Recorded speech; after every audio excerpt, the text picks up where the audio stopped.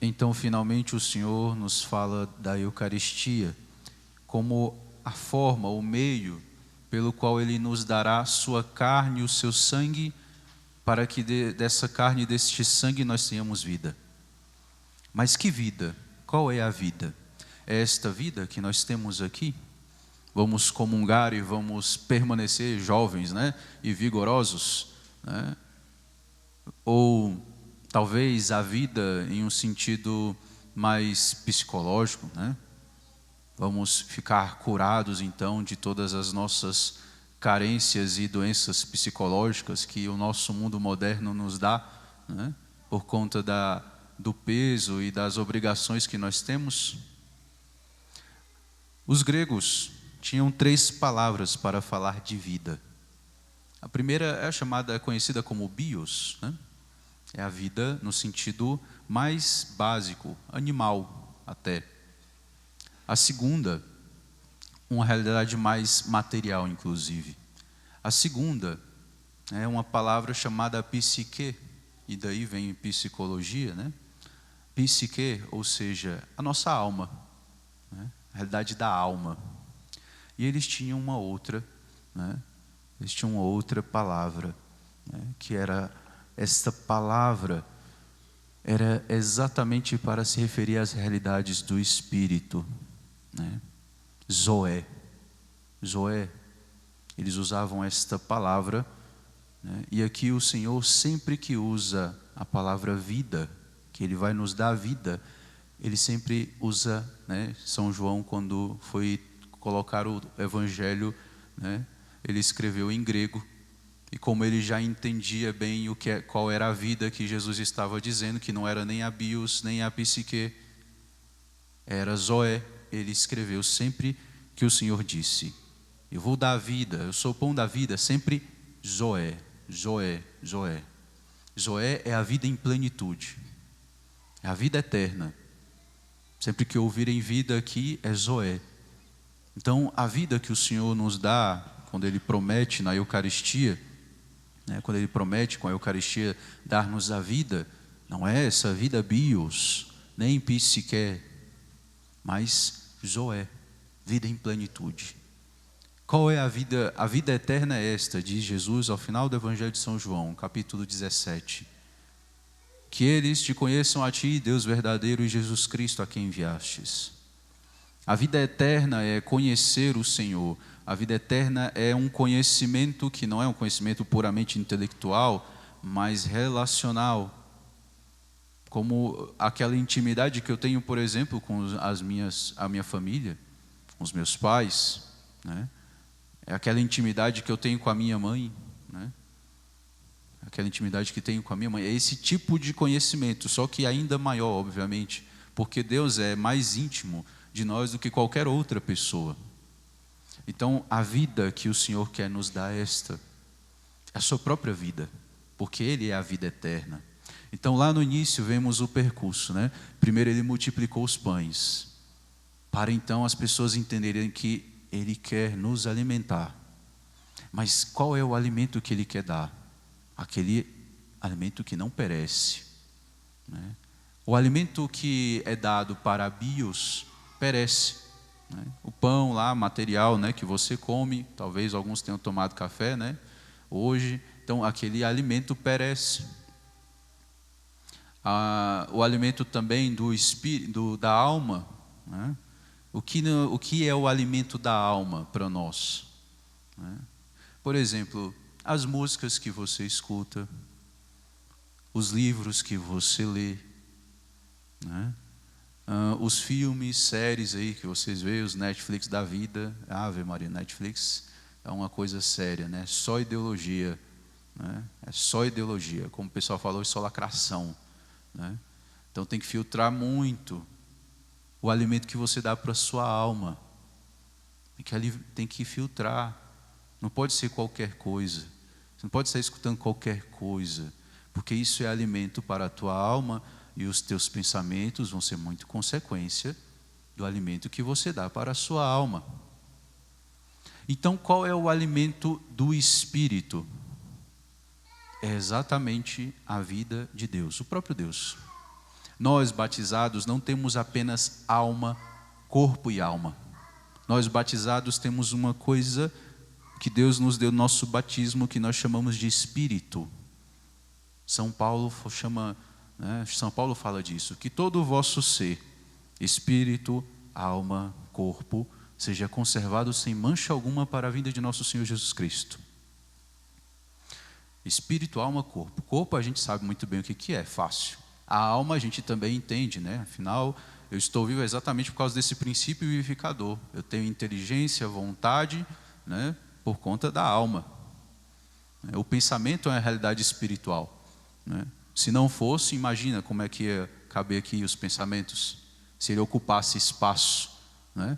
A nossa cabeça explode em algum momento, né?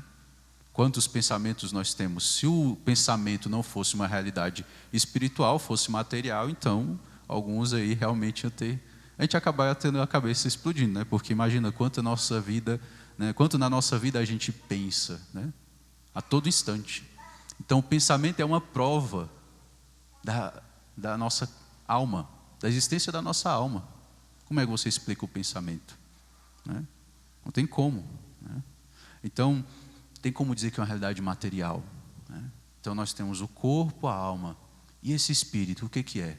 Nossa Senhora também fala desse espírito, né? A minha alma engrandece o Senhor e meu espírito exulta de alegria em Deus, meu Salvador. Não é só São Paulo que entende das coisas, não. Nossa Senhora também entende, né? Então, o que é esse espírito? Esse espírito é exatamente a modificação na nossa alma que Deus faz no nosso batismo. É como se ele pegasse a vida dele. Imagine que a vida, né, vamos usar uma analogia que é como se ele pegasse uma chama, né, o fogo ali, né, e colocasse junto a nós, acendesse a nossa velhinha, né? Ou seja, a vida de Deus, essa vida eterna, né, ela é, vamos dizer assim, colada na nossa alma. Então essa vida forma como que um organismo espiritual em nós. E aí nós temos a vida do Cristo. E quando isto está vivo em nós, né, nós não temos pecado mortal nenhum, né, nós estamos em estado de graça. O Pai olha para nós e diz: tu és o meu filho muito amado, em ti me comprazo. Agora, quando nós estamos em pecado mortal, a mesma palavra que é dita àquelas virgens imprudentes: não vos reconheço, não vos reconheço, não é o meu filho, não estou vendo a imagem do meu filho aqui, meu filho não faz essas coisas, né? Então, essa vida, essa modificação na nossa alma que nós recebemos no nosso batismo, isso que torna possível que nós entremos no céu, porque é Jesus que entra no céu, e nós entramos no céu porque estamos unidos a Ele. Então o Espírito, esse Espírito, né, é esse organismo sobrenatural que há em nós. E qual é a nossa missão nessa terra, né? O que a gente tem que fazer para ser santo? Fazer com que esse organismo sobrenatural, essa vida do Cristo, cresça em nós, de tal forma que um dia a gente possa dizer como São Paulo: já não sou eu quem vivo, é Cristo que vive em mim. O caminho de santidade é transformar essa vida Zoé, fazer com que essa vida Zoé, essa vida em plenitude, essa vida que Ele diz aqui que nos dá, esta vida, né, vamos dizer assim, abarque a bios e a psique. Ou seja, ela seja maior do que esses dois outros tipos de vida que há em nós. Então veja, né, é muito mais profundo do que simplesmente eu vou dar a vida. Eu vou ressuscitar no último dia? Sim, mas vai ressuscitar para essa vida eterna, essa vida em plenitude. E é isto que nos faz realmente sermos, né, aquilo que Deus nos chamou a ser, é essa vida. Então por que nós comungamos? Basicamente, de forma muito simples, é muito mais que isso, tá? Mas eu vou simplificar um pouco aqui, né? Nós comungamos exatamente para alimentar esse espírito. Nós só comungamos para alimentar esse espírito. Porque, assim, todo organismo precisa de alimento. E esse organismo espiritual, ele se alimenta de fé. Por isso a oração. Quando é que você vai alimentar esse espírito? Quando você rezar, quando você meditar sobre as verdades da nossa fé, né? E contemplando essa verdade, esse espírito se alimenta. Então isso cresce em você. Você, nossa, isso aqui é verdade. Não é só uma ideia que eu aderi quando eu era criança, que meus pais me trouxeram para a igreja. Não, isso é verdade. Eu tenho a experiência dessa verdade. Eu sei que isto realmente aconteceu e que isto é verdade, porque eu experimentei isso na oração, né? E nós comungamos, né? O momento da comunhão é o momento em que a carne do Cristo, o Senhor, nos toca fisicamente. Nos toca fisicamente, para que nós sejamos alimentados no Espírito, para que esse Espírito cresça, se fortifique, cresça a fé, cresça, e com isso cresça a esperança e a caridade. É consequência. Se a fé cresce, a esperança e a caridade crescem juntas, né? Então, quando o Senhor diz que quem comer deste pão viverá eternamente, Ele está falando exatamente disso. Essa vida nos garante a vida eterna. Esta vida que nos é dada já é a vida eterna, porque a vida eterna é conhecer Jesus, conhecer o Pai. E repito, não um conhecimento intelectual como aquele lá da escola, né, onde você vai lá, aprende as fórmulas, decora algumas coisas. É um conhecimento experiencial da verdade, que é o próprio Cristo. Aquele que está unido à verdade se põe junto à luz, para que se manifeste que suas obras são feitas em Deus, de Jesus. João 3, 19 a 21, ele fala isso, né? Então, essa é a vida que o Senhor quer nos dar. Veja que lá na primeira leitura nós ouvimos que Elias, né, acorda, né, e aí tem um pão lá para ele. Prefiguração da Eucaristia, do que seria a Eucaristia. Ele se alimenta com aquele pão dado pelo anjo, né? Prefiguração da Eucaristia, sinal já antecipado da Eucaristia. E então ele pode caminhar 40 dias e 40 noites até chegar ao Horebe. O que significa isso? Os 40 dias e 40 noites até chegar ao Horebe. Simboliza exatamente a nossa caminhada nesse mundo. 40 dias a gente lembra de quê, né? Quaresma. Está chegando aí a quaresma de São Miguel, né? Porque para alguns uma quaresma no ano é pouco, tem que ter mais, né? Então certo, é isso aí mesmo. Nossa vida, né, nesse mundo é uma quaresma, né? A nossa Páscoa, o que a gente fala quando alguém morre, né? Fez a sua Páscoa, né? Então a nossa Páscoa é a passagem, né? Então esses 40 dias e 40 noites, esse pão que ele recebeu, esse alimento é que dá forças para que ele continue. Levanta-te, ainda não acabou não, se levanta, né? Não acabou não, né? Até o final. E o Horebe é exatamente este lugar do encontro com Deus, é o encontro com Deus, e é lá que ele vai ver, ele vai encontrar com Deus. Assim como nós, ao final da nossa vida, no entardecer da nossa vida, vamos finalmente encontrar com o Senhor, né? Teremos o nosso juízo particular, né? Onde nós nos colocaremos junto às trevas ou junto à luz, dependendo de como nós estaremos. Se estivermos em pecado mortal, né? Pecado mortal gera em nós um ódio de Deus, nós vamos nos colocar junto às trevas. Se estivermos em estado de graça, em comunhão com o Senhor, vamos abraçar o Senhor e sua misericórdia, né? Por isso que é importante se confessar, para sempre estar em estado de graça. Então, dito isso sobre a Eucaristia, como que a gente faz para comungar bem? Olha, eu comungo há tanto tempo, eu não sinto nada disso aí que o Senhor está falando. Não percebo nada disso que o Senhor está falando. Eu comungo, né? Entro na fila, vou lá, como todo mundo faz, né? Recebo e não sinto nada disso que o Senhor está falando. Não vejo essa mudança. Então, é porque precisa ter as disposições para isso, né? Precisa ter as disposições. Primeiro de tudo, é preciso estar em estado de graça. São Paulo é claro em relação a isso. Não é o padre que está falando uma coisa que ele é da cabeça dele, entendeu? Não é uma coisa da Idade Média. Não, isso aí é coisa da Idade Média. Agora não é mais assim. Não existe isso. A igreja é uma só, a fé é uma só em todos os tempos. O que era válido lá na Idade Média continua válido nos nossos dias.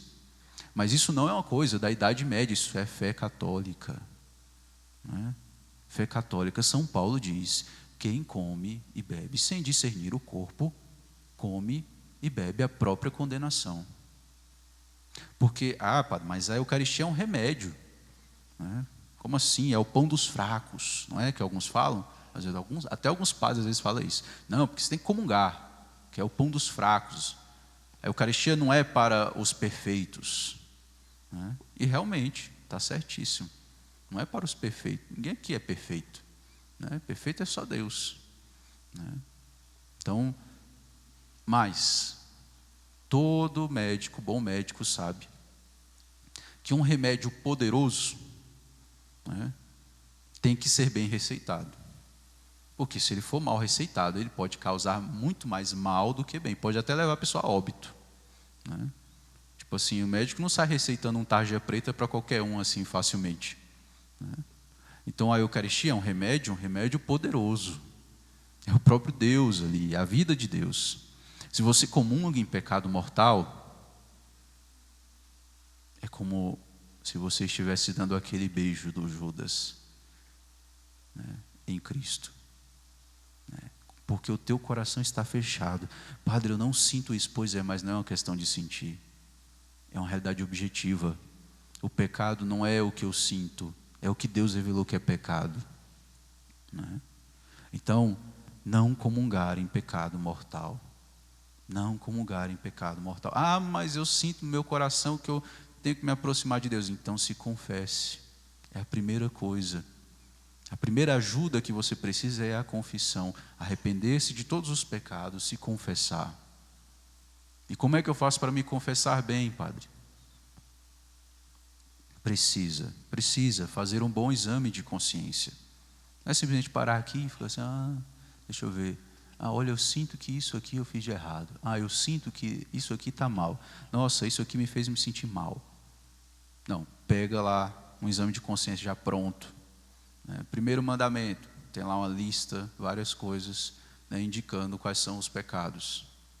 Porque o pecado é uma realidade objetiva, não é o que a gente está sentindo. Às vezes a gente vai sentir, que bom que a gente sente realmente pesar na consciência. Ruim é se não sentir mais nada. Aí a corrupção já tomou de conta. Mas, então, fazer um bom exame de consciência. Na confissão a gente diz o nome do pecado. É diferente eu falar, olha padre, eu peguei uma coisa lá no meu trabalho e não devolvi. Então você roubou, A palavra é essa, é roubo.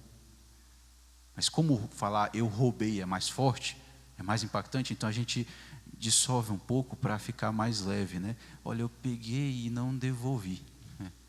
Entende? É preciso dizer os nomes dos pecados. Eu difamei alguém.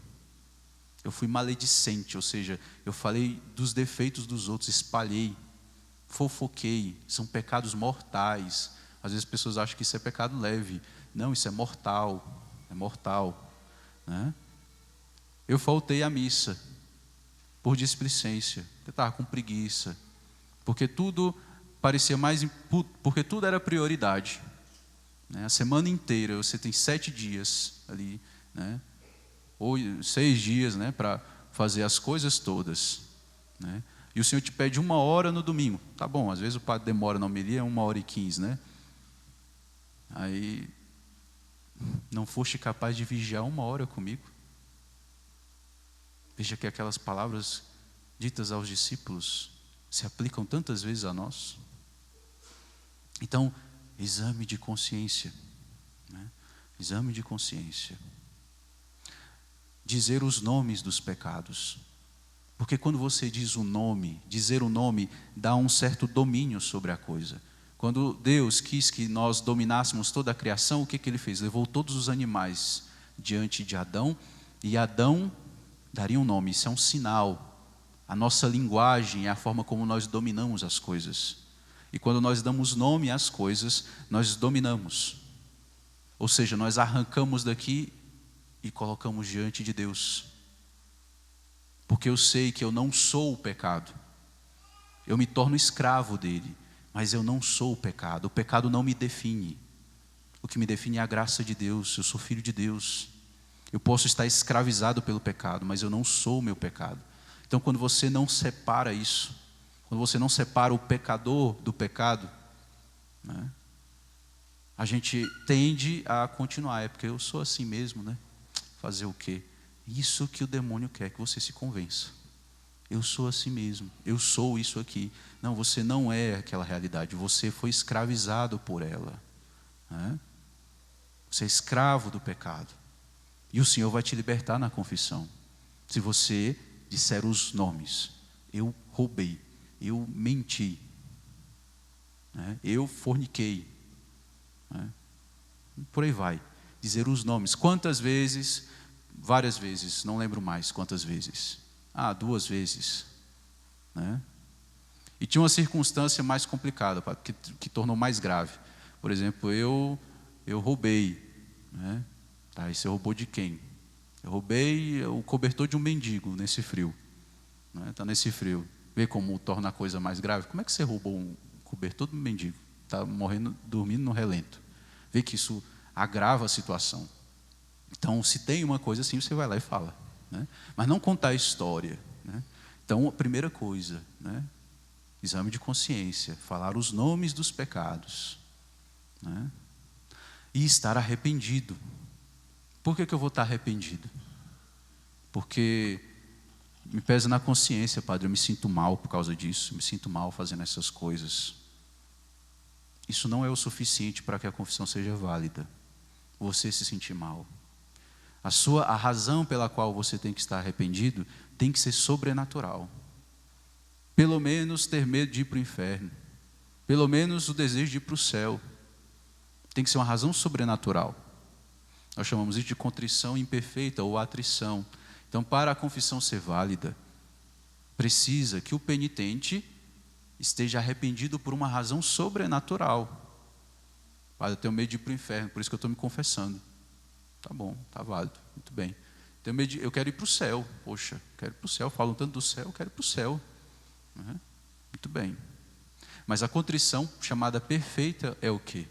É uma dor na alma por ter ofendido ao Senhor. Ter ofendido o Senhor. Os nossos pecados, as consequências dos nossos pecados se tornaram visíveis na carne do Cristo, na cruz. Por quê? Porque um anjo, ele tem uma inteligência muito mais perfeita que a nossa, ele sabe exatamente o que é o pecado, nós não.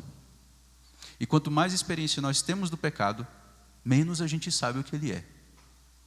Veja, quando eu ganho um celular, né, novo, eu começo a mexer nele. Então, quanto mais experiência eu tenho com ele, mais eu conheço suas funções, eu sei o que ele faz. O pecado é o contrário. Quanto mais experiência eu tenho, menos. Por quê? Porque ele vai obscurecendo a minha inteligência. Ele vai me tornando cego. Ele vai me cegando, né? E vai me enfraquecendo a minha vontade. Tenho dificuldade de perseverar nas coisas, né? Eu me proponho a realizar as coisas e não consigo perseverar.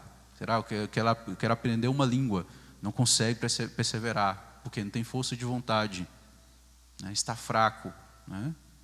Então, né, é preciso, né, estar arrependido por uma razão sobrenatural. E a melhor, né, mais perfeita é exatamente essa, né, essa dor na alma por ter ofendido ao Senhor. Ele que te amou por primeiro, Ele que na cruz te amou, né? Não foi por uma humanidade que Ele morreu, eu sempre insisto nisso. Não foi por um nós abstrato, foi por mim.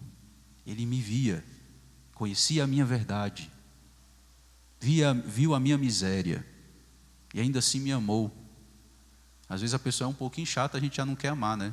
Imagina, né? Imagina Deus que nos conhece profundamente e ainda assim Ele nos amou, né? Ainda assim Ele nos amou. Então essa dor na alma, então pelo menos isso, não é A confissão não é uma terapia, né? Não é um lugar onde a gente simplesmente vai desabafar. É o lugar onde você vai ressuscitar, meu filho. É o lugar onde você vai ressuscitar. Porque este meu filho estava perdido e foi encontrado. Estava morto e voltou a viver. É aquela imagem do filho pródigo. Sabe? O pai vai mandar trazer uma túnica nova. Botar um anel no dedo. Calçado nos teus pés. E também vai mandar tomar um banho, né? Deve estar meio sujo de muita coisa, né? Ele vai te fazer novo. Vai te dar vida. Não é simplesmente aliviar a consciência, né? Nossa, eu pequei contra o céu e contra ti, Senhor. Né? Pronto, alívio de consciência. Não, o alívio é uma consequência. É uma consequência de uma boa confissão. Então, né, vamos lá, retomando, né, para que fique gravado, né, para que fique gravado mesmo. Exame de consciência. Falar os pecados, os nomes dos pecados, né? E quantas vezes possível a circunstância se agrava, né? Então, né, depois disso, né, esse arrependimento sincero, nem que seja por medo do inferno, né? Mas não simplesmente porque eu me sinto mal com isso. Então você vai receber a absolvição. O padre dará a absolvição, né? Dirá as palavras e eu te absolvo dos teus pecados. Essa é a fórmula, né? Eu te absolvo dos teus pecados. O padre tem que falar desse jeito. Ou pelo menos eu te absolvo, tá? Se ele falar outra coisa, não foi válido. Você pede para ele falar a fórmula, tá? Se for confessar aí com algum padre aí que falou diferente, é a fórmula, tem que ser eu te absolvo dos teus pecados. Alguns falam eu te absolvo de todos os teus pecados. Mas esse eu te absolvo já torna válido, né? Então tem que ser desse jeito. Ele vai te dar a penitência e você vai cumprir a penitência, né? Tem que ser de imediato? Não, né? Mas é bom cumprir logo, né? Então, isso para a gente confessar. Olha, isso é necessário, sabe? Por que eu estou gastando tanto tempo com isso? Porque, infelizmente, meus filhos, muitos não sabem confessar, né? Se você quer conversar com o padre, já falei, pode marcar uma direção, né? Uma conversa, né? Em um outro horário a gente senta, conversa e tudo bem, eu não tenho problema com isso. Gasta 2 horas, 3 horas ali, não tenho problema com isso não. Se eu tiver o tempo, eu estou lá. Agora a confissão, né, é para isso. A confissão é para você ressuscitar. Para você ressuscitar aquele espírito, né, que você matou quando você pecou.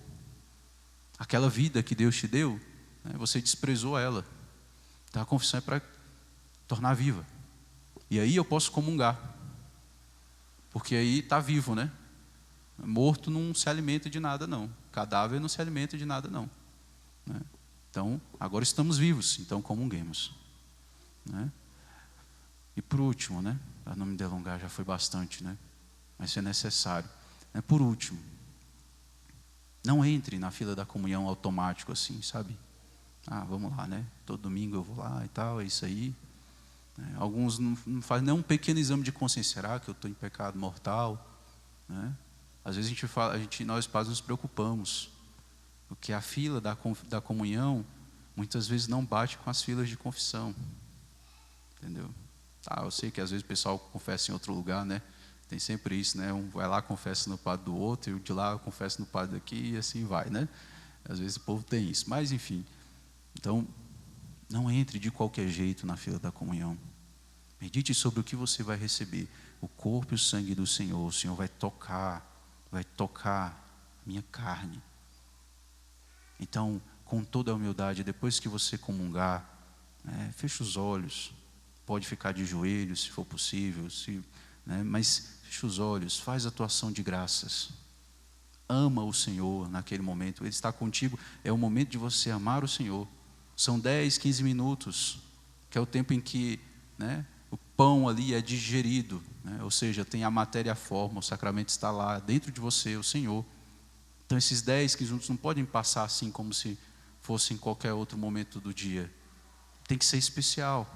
Então ame o Senhor naquele momento, peça o auxílio do seu anjo da guarda, do seu santo de devoção, de Nossa Senhora, né? Teresinha, quando comungava, né, com a humildade que ela tinha, ela clamava, pedia pelo seu santo de intercessão, anjo da guarda, dizia, e Nossa Senhora, vocês sabem amá-lo, eu não sei, então amem por mim, né? Então, esse desejo de unir-se ao Senhor, Senhor, eu comunguei, né? Então me dá a tua força, para que eu possa obrar e ser generoso, né, na caridade. Senhor, né, toca a minha alma, né? Que essa Eucaristia não toque somente o meu corpo, mas toque a minha alma. E me dá aquela vida que eu vejo que os santos têm. É perceptível que eles têm, né? Me dá essa vida, então fecha os olhos e reza. E reza. Pede com humildade. Padre, eu fiz isso aí e não senti nada. Mas não é para você sentir. Não é uma questão de sentimento. Talvez venha uma consolação, né? Às vezes vem, né? Deus vai lá e acaba que tem uma consolação. Mas você vai perceber que tua comunhão está sendo frutífera, está sendo boa, quando você começar a perceber mudanças na sua vida. Quando você sair daqui e depois você, nossa, antes eu não tinha essa situação aqui, eu já teria explodido com aquela pessoa. E agora eu estou conseguindo, né, estar mais tranquilo, né? Nossa, antes eu não faria isso aqui por esse irmão de rua, né? Eu passaria adiante, não queria nem saber dele. Mas parece que algo me moveu para fazer isso, para acolher. E por aí vai, né? É na vida que você vai perceber, principalmente, tá? Se crescer em oração, tá bom? Foi longo, mas é necessário, né? Vamos seguir com a celebração e na nossa comunhão de hoje ofereçamos, né, pelas nossas famílias tão atacadas nos nossos dias por ideologia de gênero, né? Essas coisas aí LGBT, né? Coisas, são ideias, são ideologias demoníacas, sabe? São ideologias demoníacas. Querem destruir não só a família, quer destruir o homem. Quer destruir o homem, sabe? Então nós precisamos rezar e oferecer também sacrifícios ao Senhor, pedindo, né, o seu auxílio para as nossas famílias. Louvado seja nosso Senhor Jesus Cristo.